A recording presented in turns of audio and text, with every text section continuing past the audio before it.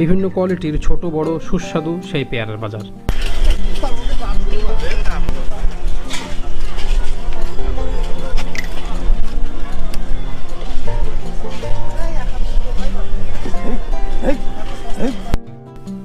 বন্ধুরা, রাস্তার ঠিক ওপরে দুপাশ দিয়ে যেমন কয়েকটা দোকান বিচ্ছিন্নভাবে বসেছে, ঠিক তেমনই আপনারা দেখতে পাচ্ছেন আমার ঠিক বাম পাশে একটা বেশ বড় জায়গায় বাজারটা সুন্দর করে সারিবদ্ধভাবে বসেছে।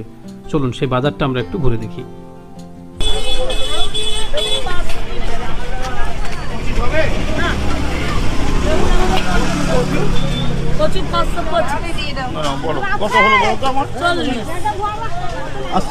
হ্যাঁ,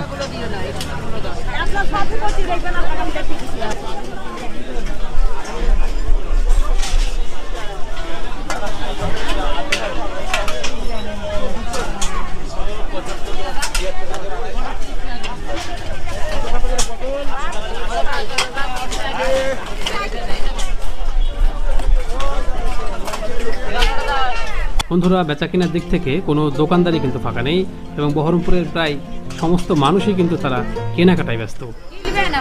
আমি ফোন নিলাম একটা।